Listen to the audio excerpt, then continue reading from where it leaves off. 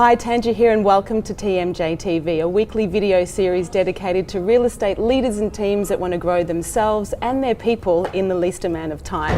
And someone that has spent most of their time making a difference to the industry is my next guest. He is the founder of one of Australia's greatest real estate brands, Mcgrath. He's also the founder of the world's second biggest real estate conference on the planet, which is ARIC. He was a shark on Shark Tank, which was a television show dedicated to fueling the entrepreneurial dreams of ordinary Aussies, and is an extraordinary leader himself. Thanks, John Tanja. Mcgrath, thank you so much. Thank you. Well, that's a very nice introduction. Thank for you. the opportunity to spend some time with you. I feel Pleasure. like I'm gate crashing your party because this is the 20th anniversary and there's 4,500 people in that room learning from the best. It's been a great event. I mean, I think ARIC, we're talking about leadership and personal development.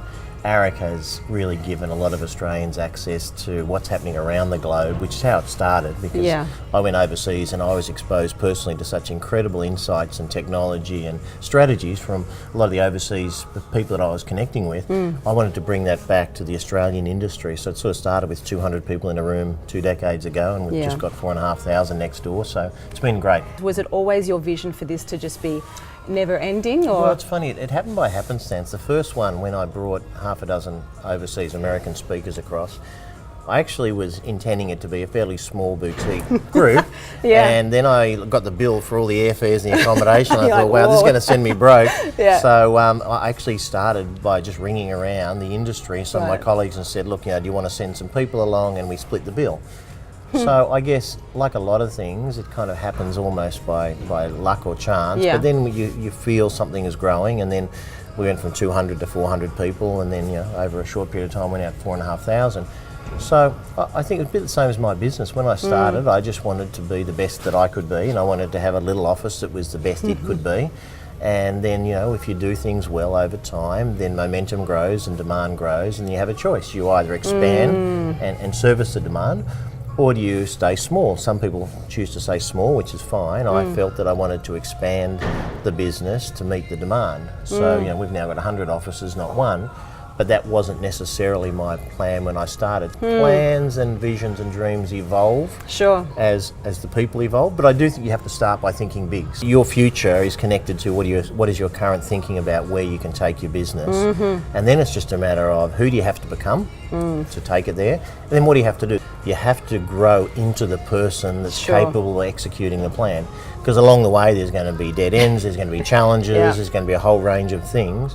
And as a leader, you have to be able to sort of cut through those things and keep going in the hard times. And I remember in my own personal experience, many times, well not many, but a number of times over the years, you kind of feel like, is it worth it? This is getting really hard. It was easy when I was small. Do I have to think that big? Do I really want to stretch the business? And these are all decision points. And I guess you either decide, yes, I'm going to grow through this and I'm going to grow above it, or I'm going to stay here. You've definitely set a huge benchmark for people to achieve extraordinary standards and deliver great service, not only to the end user, being consumers, but also the internal team. Yet you're extremely humble, something I also admire about you. You don't take yourself too seriously, but you're serious about making a difference. How do you still deliver those standards, yet stay grounded? Because there's a big gap in between where the people have to fulfill delivering on the actions. How do you do that? Well, thank you. Look, I think if I can cover the sort of unpack them into 2 points. So humility for me, I see success without humility is not really success. And you see it all the time, that people that have done exceptionally well in whatever field they choose, but even let's say real estate, and yet they start believing their own press releases and they start thinking they're better, and you think, wow, what a pity, because really we're all the same. Whether you're writing 100,000 GCI or 5 million, no one's better or worse. Someone's just doing better numbers. Doesn't mean you're a better human being. Agreed. And it's a bit like in the marketplace. For me, whether you're a tenant renting a $200 a week apartment or whether you're the owner of a $200 million commercial building, no one should be treated less well. Everyone's important.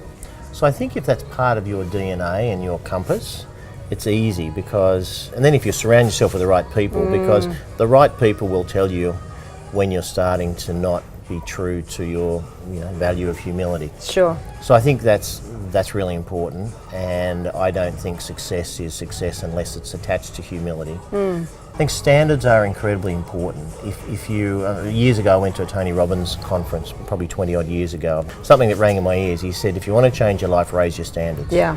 And it's a simple statement, and it's true, and it works. Everything you do, take it up a notch, and then keep taking it up a notch. So whether that's the way you present your business, the quality of the people that you hire, the quality of the events that you run, the sort of coffee you serve in your office, everything associated with your personal brand and your business's brand and the way you do business should be on a never-ending spiral upwards. That's the challenge of leadership, is to be able to maintain and apply rigorous expectation around standards. From time to time, something doesn't go the way we would expect or the customer expected. Sure. But we deal with it, and you grow as a business, and then you put in systems. So you say, okay, how did that screw up? A, you've got to fix it. And then B is you've got to say, what can we do so it won't happen again, or it's less likely to happen again? Yeah. So I think in terms of leadership, it's about taking responsibility. Humility, standards are really key points for leaders. In my humble opinion, if we're not making mistakes, we're not playing hard enough. We're not taking a risk, we're not pushing the boundaries of what's possible, and so there's going to be growing pains. And leaders that kind of point the finger and go, well, that was wrong, really erode the level of trust that they have with their people. A philosophy I have around that is, if all leaders kind of come from the place of everyone's working with the best intentions, they don't come in to actually create a negative experience. No one's perfect. We all can screw up from time to time, but do you own it, and will you fix it is the most important thing. You had a vision, and then every time you went to grow, you knew you had a choice. I either stay here and be happy here. It seems like you were fueled by a future that was calling for greater than now. By the sounds of it. We only live one life, I suspect. Yeah. Some people think differently, but let's assume we live one life. You want to give it, I think, all you've got. Now, for different people, that will be something different. Some people want to build empires. Some people just want to kind of have a different existence. But for me, is I enjoy working with people. I enjoy coaching people. I enjoy serving customers. And the more customers I can serve, and team members and franchisees and agents that I can help, the better. So, I want to leave a legacy, and I think that, if you can touch more people and make the world better for people, that's a better legacy than just doing it to a small number. So, sure. You are definitely seen. Many people call you the godfather of real estate, which I know makes me sound even older than I am. It's a big statement, and I think that's just coming from respect for what you do to contribute to the evolution of this industry. Who inspires you? So what leader from any industry, anywhere, really inspires you? The late Steve Jobs. I looked at what Jobs did, started from his backyard. He had a big vision. He saw the opportunity. He recognised that things like design, he was just a great inspiration for me. And I look at what Barack Obama, I look at him and I think, wow, what an incredible, the first black president, an inspiring leader. And sure, he came in at a very challenging time, and he's had his critics. You come from the point of, what was his intent, and what was, how did it feel? And when you listened to him, you knew he was coming from a great place. That's what leadership's about, is what is your intent, how well do you communicate it, and can you get people to follow you? And I think Obama, great intent, communicated it clearly, and he actually got people out of their chairs to vote, out of their chairs to try and do something, and he came in at a very tough time in the economy. I think there are people like that, but there are just so many leaders around you. You jump onto YouTube and there's so many inspiring stories. So there's no excuse now. If you can work for companies where there's inspiration, or you can go onto YouTube and just Google great leadership, inspiring leaders, and there are just so many opportunities now to grow. We have recently just partnered with CoreLogic Australia to hack into the current state of leadership, particularly in the real estate industry. And I know you said one of the things that's most important to you from what you think leaders and teams watching this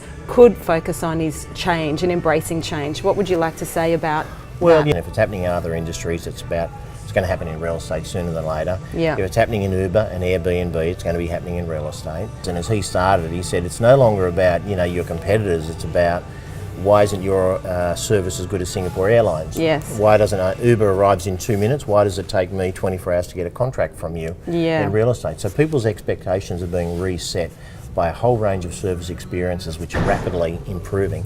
You know, the average age of most real estate principals in this country is probably 50 plus. It is, well, according to this it is, yeah. So you look at that and you say, well, therefore this is not the kind of, you know, Gen X, Y, you know, young up and coming, grew up with a computer on my desk. These are people that didn't grow up in that way. And I think that therefore change is probably harder for this industry than some other younger industries like marketing and technology and so forth. So I think as a principal, you've got to challenge yourself every day. You know, what are the trends? How good are you at keeping abreast of them? That's really important, is your ability to be on top of the trends. Well, if Uber's doing that, how can I apply that to real estate? A lot of people that are 55 are employing 25-year-olds. What are they expecting in terms of the internal customer experience? So once upon a time, someone got a job and stayed there until they retired. They got a golden handshake and they retired at 65. Nowadays, people are never retiring. They'll only stay as long as they think they're growing and they're getting great service from you.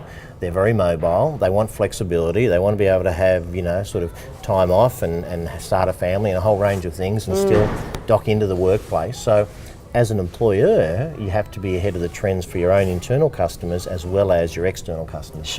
If you give your internal customers 6-star service, the likelihood is they'll then pass that on. Yeah, there's a ripple effect. You and your team at Tread have done a remarkable job delivering time after time, year after year for 20 years, an extraordinary opportunity for us to all learn and grow, so thank you. My pleasure. What's next on your bucket list for yourself? Much the same. I mean, you know, we've got 100 offices now and we want to grow that number and we want to move to new markets, but more importantly, we want to improve the service. As we just said, we're offering our internal customers as well as our external customers. So events like this are just as good a punctuation point for me and my management team to think about the business. So you have to take time out of your busy week and you've got to stop and think from time to time. Are we on track? What are the next priorities? What are the changes that are happening and how do we bring them into our business, then communicate them? I guess I see my role as a bit like a creative director. It's about what are the trends, what's the brand, what do we want to represent, you know, what's our direction, and I'm working with our management team to execute all that. I was speaking yesterday to Leonard Steinberg, who gave the last speech yesterday afternoon, and brilliant guy, and he's one of the best agents in America. You know, he was saying to me, he does which is a brilliant idea, he does a daily memo to all the staff at That was the first thing he said. What's happening in the market, what are his insights, what are his observations. I would say most principals don't even do that once a year. But what is your method of communicating to your team? What are your thoughts? What are your feelings? You know, if you're a principal and you go to ARIC, when you go back to the team, most of the other people probably weren't at ARIC. So what are you going to share with them? Can you summarise on the plane going back? And then distribute and say, guys, here are 5 trends that I picked up.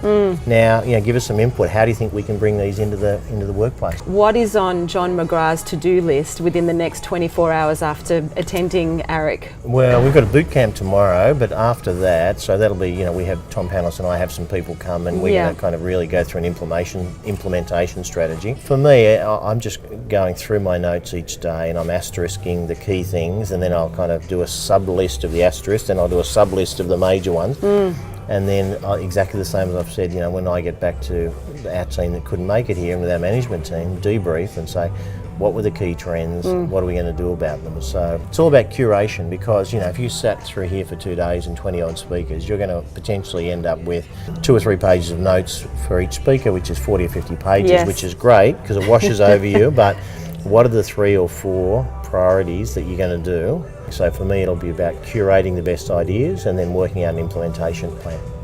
Beautiful. Well, we look forward to more learning from ARIC. Thank you to you and your great team. Thank you for this great presentation and information. I'm going to look forward to reading it. Thanks, John. Thanks again. Thank you, John.